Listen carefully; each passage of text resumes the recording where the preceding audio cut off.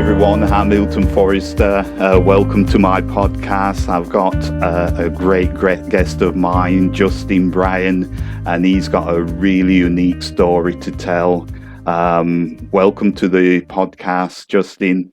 Well, thanks. Thank you, Hilton, and thanks for having me. Good. Okay.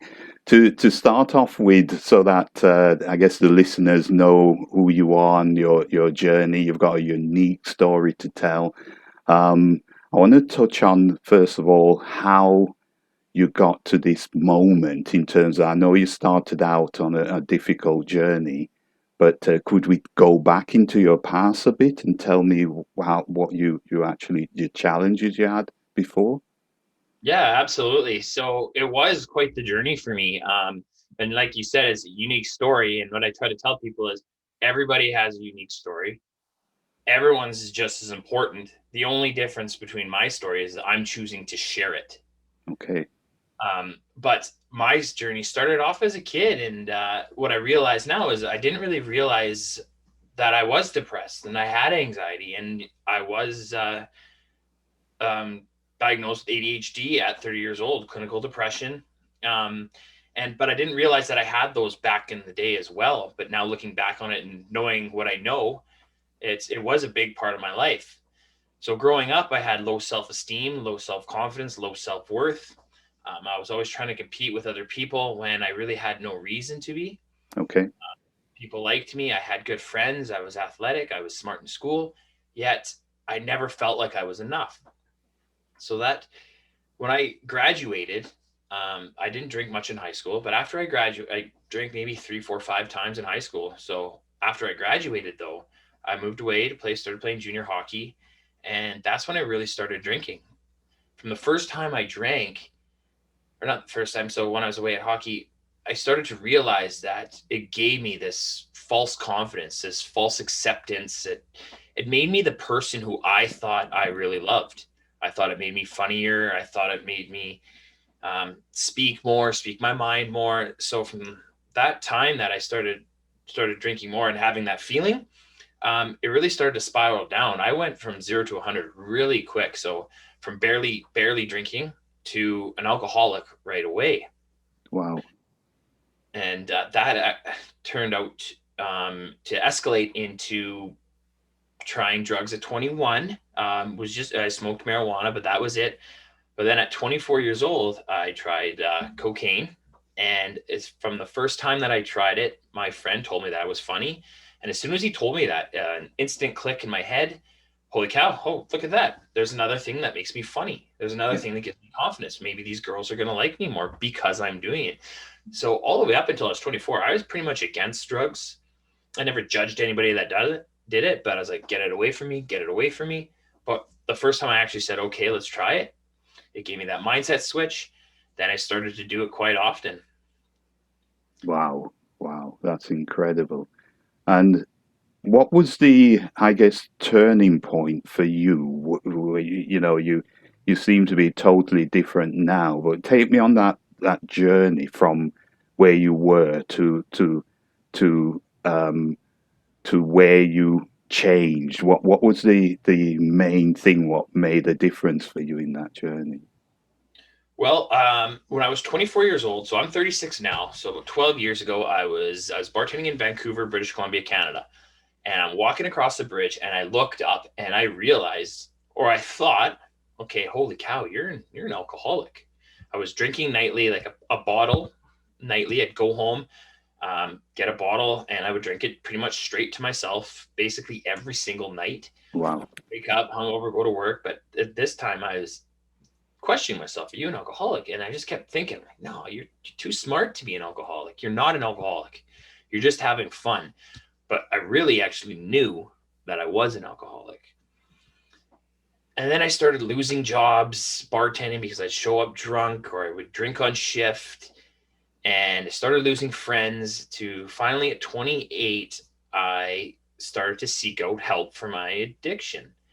Um, but you'd think I would change when I was trying to get help. But what I tell people is the hardest part of addiction isn't quitting. The hardest part of addiction is living in sobriety.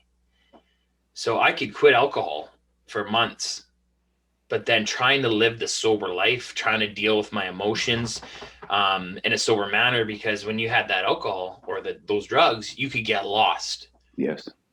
So I remember one time looking over and I had a glass of wine beside me, and it just, this calm came over me. It, it would take me to another dimension. So I would drink and watch TV by myself because I could go into the TV show's life instead of being living in my own head. The drink, alcohol would calm me down. So that was how I interpreted alcohol. That's what it did for me. It ended up becoming a best friend. At 30 years old, I my ex-girlfriend came to me and said, "Hey, I'm pregnant." And I said, "Holy cow." So at this point, I'd actually was on a leave of absence from work because I actually started getting help for my mental health as well. Right. Which at 24 years old, I remember having a conversation with my friend that depression was just an excuse. It was an excuse for the weak. I lived by that man up stigma. Be a man, go to work, don't be weak, don't show emotions. Everybody else is doing it. You got to be tough. What I didn't realize is that I was diagnosed with clinical depression, social and general anxiety, ADHD. I suffered 7 concussions. I had post concussion syndrome. And then when you mix in mental illness with brain injuries and then introduce drugs and alcohol, it's just the recipe for disaster for your brain. So I didn't really realize how much wear and tear I was putting on myself. And when I finally started to learn more about mental health, I was starting to get more help for the alcohol and the mental health. So I finally went to rehab when my girlfriend was about 6 months pregnant. So I went to rehab because I didn't want my kid to come into this world with an alcoholic father. Um, and I went there, but I went with the um, wrong mentality. I went there, I worked out, I gained like 15 pounds, I ate 6 times a day, I went to all my scheduled meetings, classes. I mean, you're in rehab, you're with some guys that have been hurt, like 60 other guys that have been hurt and taken advantage of or just out of jail. And the weird thing is though is that they weren't the kind of guys that I would call up and be like, hey, let's go hang out. However, when you're there, Yeah. you feel normal because these guys are just as messed up as you. They have just as bad as thoughts as you, and they're messing up just as bad as you. So you feel kind of normal. But I went with the wrong mentality, and when I got out of there, I was coming home. My kid was about to be born in a month, and I told my uncle who picked me up, "I'm not done drinking forever. I don't want to be. I just want to stop for now." And that's the wrong mentality to have. Because as soon as I picked up that bottle again, 2 months later, out of rehab, I went down that rabbit hole again to where my girlfriend left with my son when he was 6 months old. And do I blame her? No.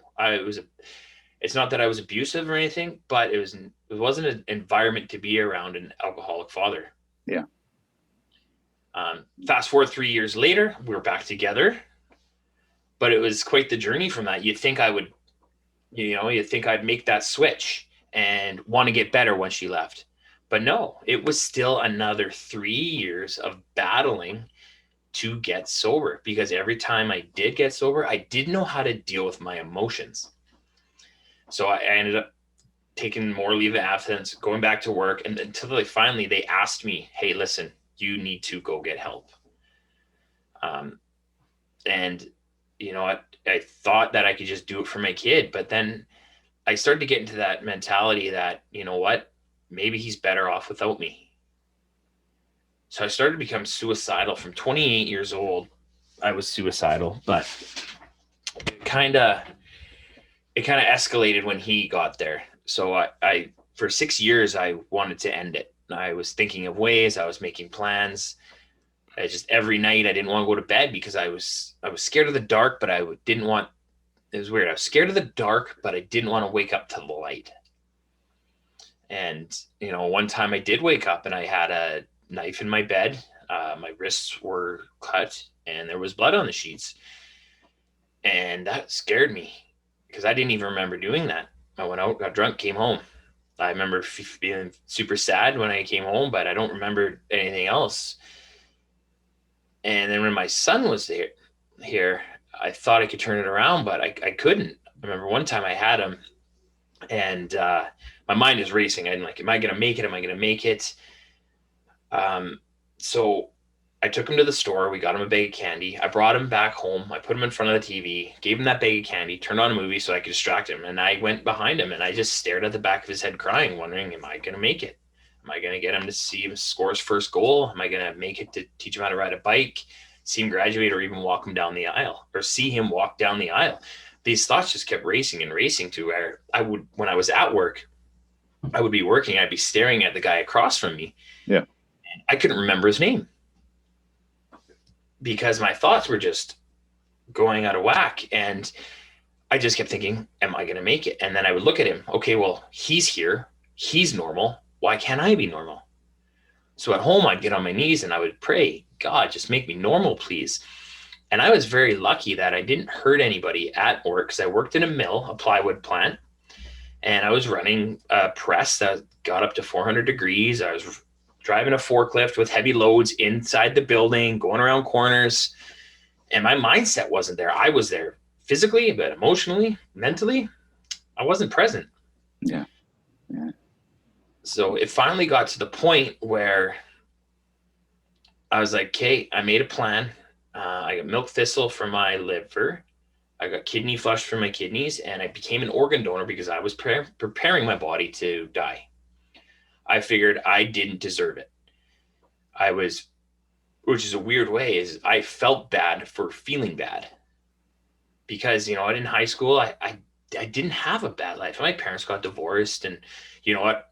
I was always behind my friends in sports, which kind of hurt me. I was smaller, but I just, yeah, I couldn't keep it together, and I didn't know what to do. I tried getting help. I spent, 100 doctor's appointments, 77 days in rehab, 45 addiction appointments, 10 psychiatrists, 10 psychologists, 8 different meds. But I finally came up with one why. So I started listening to guys like Trent Shelton, Inky Johnson, Les Brown, and Eric Thomas, all these guys who I didn't even know who they were. I just started listening to YouTube motivational stuff, right, when I was working out. And they all kept talking about finding your why. And I'm like, well, what is my why? And it turns out, well, that why was that little boy that I thought was better off without me. Because I don't want to generalize it, but when I got in that headspace, I literally thought he was better off without me. I thought, you know what, my ex, she's a smart woman. She'll find another man that can raise my son properly. A father that's going to be in his life every day. A father that's going to be healthy, happy, support him, whatever he needs. And finally, I'm like, you know what? What if I just get better for him? Like, what is my why? And it's him. So what if I get better for him? What if I muster up the courage, get the help that I need, believe in it, and I get better for him? Because you know what? A lot of people say, do it for yourself. I couldn't do it for myself. I tried and I tried and I tried, but I couldn't. So I was like, let's do it for this little boy. And by doing it for that little boy, I did it for me. And by doing it for me, I can now help others. So I went back to rehab. And this time I went with the power of why. Friedrich Nietzsche said it best, is he who has a why can bear almost any how. Yes. And, so the why is the belief. And Simon Sinek talks about this, the why being the belief, but the how is the action. So my why is my son, but the how am I going to get better for my son? So I went back to rehab, and instead of putting the drinking saying, okay, I have to go drinking. I was like, okay, well, why do I drink? Well, I'm depressed. Oh, why am I depressed? Well, I have low self-worth, low self-confidence, low self-esteem. Why do I have those? Well, grew up not loving myself. And then I quickly turned to the bottle, drugs, or alcohol for a coping mechanism. And from then, that's what I did. So for my whole adult life, from 19 to 35, I used alcohol and drugs to live. I would Wow. have I would have an algorithm to go out. I'd have a couple of drinks before I left. I remember going to a friend's house. I'd get one of those little Mickeys, and I'm just going to a friend's house. I would drink it, all of it, and then I'd have like probably a 2-6 or a Mickey as well with some beer or some hard stuff, and just to get confidence, just to be able to walk through that door. And when I lost confidence, I'd have some more drinks. And when I lost confidence again, I'd have some more drinks because I always, I thought, be the funny man so people can like you. Because when you don't like yourself, you try to get other people to like you. So then that continues that vicious cycle. And so if I put all the drinking aside and just kept asking myself, why do I feel like this?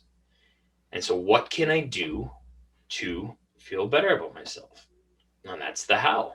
Well, Yes. Yes. committing to rehab. It was learning about myself. Why do I drink? I ended up getting out of rehab. Felt really great about myself. But then got a new job. But 3 months later, I had my son, and I was losing it mentally. I was that living in sobriety again. I thought I was doing what I needed to do, but I wasn't committing to it consistently. So one night I gave my son to my mom. I'm like, hey, you need to take him. And I just went and got drinks, and I got drunk again. And then went down that path of drinking for the next 3 weeks. And I became even more suicidal to finally on January 4th, 2019, I hospitalized myself with suicidality and alcoholism. And with my dad to my left, my mom in front of me, and a counselor to the right, I finally admitted out loud that I had a plan. And that plan was to end it. And by just saying that out loud, it took a lot of the weight off me. And that counselor, before I left, so I went back home because I was living underneath in my mom's basement suite, so I felt comfortable enough to go back home. But if I knew if I was gonna get those feelings again, I had that counselor's number. She said, hey, give me a call if you ever need something. Fast forward a year and a half, I'm serving while I was getting my coaching certification, my mental and my motivational speaking. She comes in and I get to buy her dinner. And then I went over to her and I'm like, hey, give her my card. Listen, if you ever need anything, give me a call. Wow. Wow. That is incredible. Yeah. That, So since that day, I committed to getting better and staying sober. So I'm now 2 years, just over 2 years, so 25 months sober. I completed 2 life coaching courses. I'm on the verge of doing my third. I've done 2 motivational speaking courses. I've spoken to over 500 people on mental health and addiction. I created my own personal development program called the Stronger You Project, and really committed to myself to personal growth and understanding. that's incredible, Justin. That's an incredible story. I can feel emotional and goose pimples going up my back here. That's incredible. But I want to touch on the mental health side of it. I know that is something which you've focused on, and from actually the cloud mentality to how you're clear thinking now. What would you say has been the contribution in that journey with you? To working on my mental health. Well, the thing with mental health is it doesn't discriminate. It doesn't care race, gender, age. It doesn't care what you do for a living. Um, 1 out of 10 people in the world suffer from some sort of mental illness, whether it's depression, anxiety, ADHD, bipolar, schizophrenia, one form of a mental illness. 1 out of 10 people, 1 out of 5 people will have a mental health episode in their life. Yes. People don't realize that. And people are scared to talk up about struggling with their mental health because there is a stigma surrounding it. Where, okay, well, maybe you're not normal. However, I do believe it is getting better. I believe it is getting recognized more. I know at work, they paid for me to go to a psychiatrist. So that's very crucial that your work can help you, has people or systems in place to help you with your mental health. But when it comes down to it, I had to commit to a lot of healthy coping mechanisms. So I started journaling, getting my thoughts on paper, gratitude. So doing gratitude, starting your 3 things in the morning, start your day off with happiness. Yes. But a lot of people are like, you know what? Yeah, anyone can do gratitude. Anyone can write down, I'm grateful for this. But, my coach said this to me one time, attach a feeling to it. Yeah. So I'm grateful for this. Okay, sure. But now put that feeling. So what if you didn't have that tomorrow? So then you're like, oh, then that brings up that feeling. Holy, I'm really grateful for this. Positive affirmations, like I am statements. So I started saying, I am strong. I am adversity. I am recovery. Mindfulness, getting caught in the moment. Just, wow, it is a nice day. So there's mindful, which is your mind's just racing full of thoughts. And then there's mindfulness, the mindful. Yeah. So you're just taking in your surroundings. I started building a support network. So in this new life coaching course I'm taking from Kim Summers Egglesly, she talks about hang out with people that sue you, that support, uplift, and encourage you. So you want to be hanging out with people that are going to build you up, that are going to empower you. But you know what? They still got to be able to tell you the truth. Yes. So I have a support network of doctors, counselors, friends that I can go to. Yes. Yeah.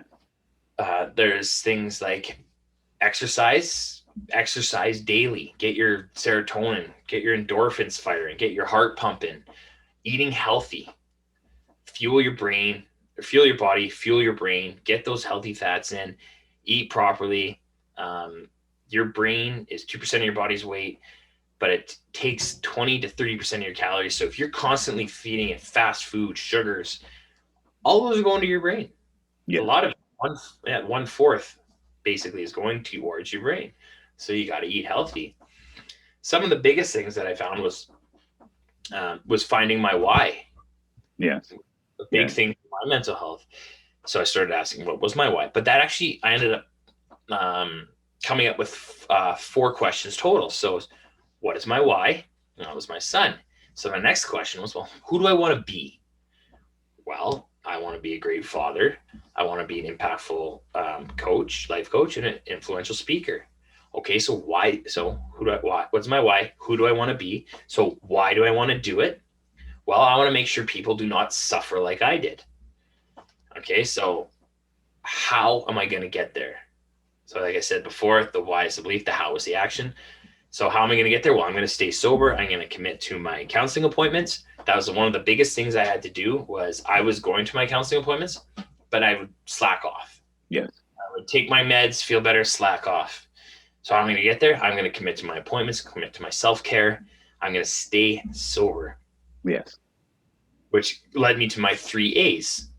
So what I realized is that you got to admit you have the problem. You got to accept it internally. And then you have to ask for help. Yes. So I finally had to admit, okay, Justin, look, you're an alcoholic. Justin, look, you are struggling with your mental health. This is very real. Okay, so I admitted it to myself. Then I had to accept it internally. Okay, this is real for me. Now what do I have to do? Ask for help. So I did ask for help. So, you know what? I didn't realize, like I had that system in place. I didn't realize until I just put together a mental health presentation that I've given. And I did the admit, accept, ask for help, but I didn't do the acceptance. Yes. I did, but I didn't. So I admitted as an alcoholic, but I kept going sober, and then, okay, I can have one more. Okay, I can just have one more, or I'll just drink tonight and that's it. And when I went for help, I got happy, and then I would stop taking my medication. Oh, I'm happy. I don't need medication anymore. Oh, I don't need to go to that doctor's appointment anymore. So there's admit, accept, ask for help. I admitted it. I kind of skipped over the acceptance part and Yes. went to ask for help. So I didn't realize until I put together that presentation, the acceptance part is probably, they're all big, but accepting it, yeah, you know what? I will never say I can't drink, but I shouldn't, and I choose not to. Yeah.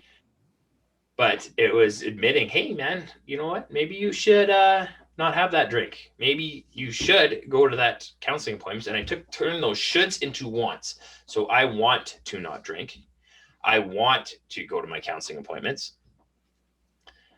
But since then, I built up such a good support network. I don't do counseling anymore, however, or take medications anymore. However, if I feel like I'm slipping, I will reach out. And if I'll talk to them, and if we feel like it's best for me to go back on medication, I absolutely will. Um, but a lot of it came down to, you know what, I had to, I had to give myself some self love and compassion, Yeah. and Yeah. you know, I had to stop comparing myself to other people's highlight reels on social media. Stop comparing my chapter 2 to their chapter 20. Um, start like start to love the man staring back at me. Yes, yeah, beautiful. It sounds like you've got an incredible journey in terms of where you were and where you are now. And one of the things I want to touch on here, because you mentioned Les Brown and some of the audio books, what you actually have. What part did that play in your journey, listening to self-help books and things like that? You know what, it's the biggest thing that I think that has helped me with my turnaround. So listening to podcasts of, you know, manly men that, like, I'm 6'3", 235, tattooed up, athletic. I mean, so the reason I say that is I had a friend come up to me when I was in the gym and said, hey, you should be a personal trainer. And I'm like, well, no, I'm actually going to school to do this. And she's like, well, how come? And then I told her a quick bit of my story, and she's like, holy cow. She's like, I never would have guessed. And my mom actually looked at me and she's like, it's really hard to remember that you're struggling. I look at you and I can't, sometimes I just can't see it. Yes. So Yes, I can understand that because I can't see it as well. You come across so well, all those kind of things. But I think you never know anybody's inner thoughts and what they've actually been through. So, what does the future hold for you now? I know you've got this thing under control, and where do you want to get to? I know you're a coach and you're helping a lot of people, even a lot of people with this amazing podcast. What would you say is the future now? well, you know what? I wanted to be, since I started listening to Les Brown and those guys and them speak motivations, inspire people.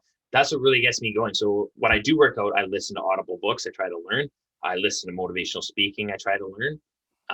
And like I said, listen to the podcast of guys like me who struggled. So what my future is, you know what? I found my purpose through pain. And you go a lifetime of searching, and you know, everyone just thinks, oh, my purpose has to be this big thing, passion thing. You know what, it doesn't.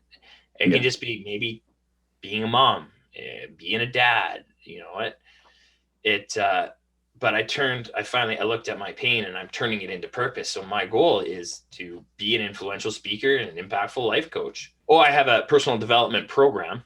Yeah.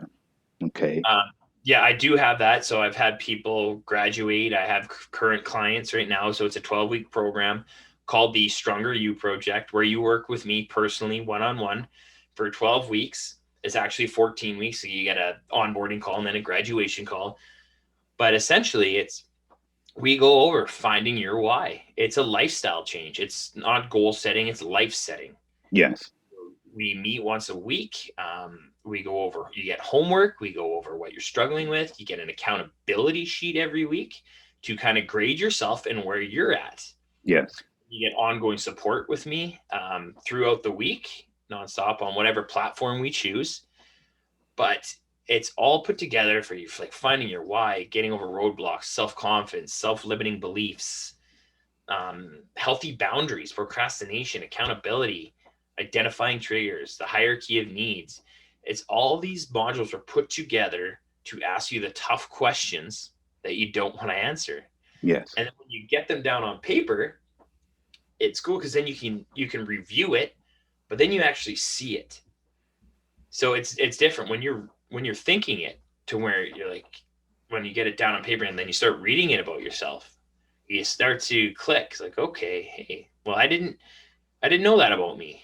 Oh, I just uncovered that rock, or this, what's this aha moment? It's Yes. like, oh, aha, well, that makes sense. And so we really try to uncover what's underneath that rock. And one thing I do have in every single one of my modules is, what are 3 things you love about yourself? Yes. Beautiful. Beautiful. If you want to really succeed, you have to love that person staring back at you in the mirror. Yes. Yeah. And you know what? Practicing self care is the best care. And when you're, I don't know if anyone can ever say I'm at 100%, but if you're 90% yourself, you can be 90% for other people. Great. Okay. Awesome. Okay, just before I ask my last question, where can people find you? I know your brand there, Stronger You and stuff online and stuff. Do you want to explain that? Yeah, so you can find me at www.justinbrien.com or Instagram, justinbrien19, or just my Facebook, Justin Brien. Um, you can look at my website. I have a video up there. You can sign up for my coaching, or you can book me to be a speaker at your next event, business, sports, your school, or just anything you're looking on mental health, workplace wellness, addiction, and motivation. Good stuff. You've got an amazing story, and it will help a lot of people. You know, there's a lot of people, especially after COVID, they're going through some stuff, you know, and with mental health and things like that. What kind of impact would you want to leave on the world yourself? You know what? I would love it. People reach out all the time, and it's when you get that, you want that, because of you, I never gave up. Because of you, I kept going. Yes. You know what? I have a client who, she turned it around, and she's posting all this positive stuff to where people are actually reaching out to her now. So what I say to people is, share your story. If you are comfortable with it, share your story, because you never know who's watching. Yes. And Yes. that hidden person that you don't even know about, who's friends with you, but you might not even talk to them, might catch their eye and might encourage them to go get help. I spoke once a at a mill, and after I spoke, this guy got up and he shared his story. It was really cool. And you know what? And then I went with Canadian Mental Health Association, and then the next day, 2 people actually reached out to them and made appointments. Wow. So that's what it's all about. Yeah, that's incredible. And so I really thank you for your time today. That's the incredible podcast. I really and utterly wish you the best for the future. Is there any last words you want to say before we end this? You know what? If you do not see the light at the end of the tunnel, you just keep walking. And that your why needs to be greater than your want and stronger than your struggle. Beautiful. Thank you so much, Justin. Thanks for your time today, and we'll catch up real soon. Thank you. Sounds good. Thank you for having me. Okay.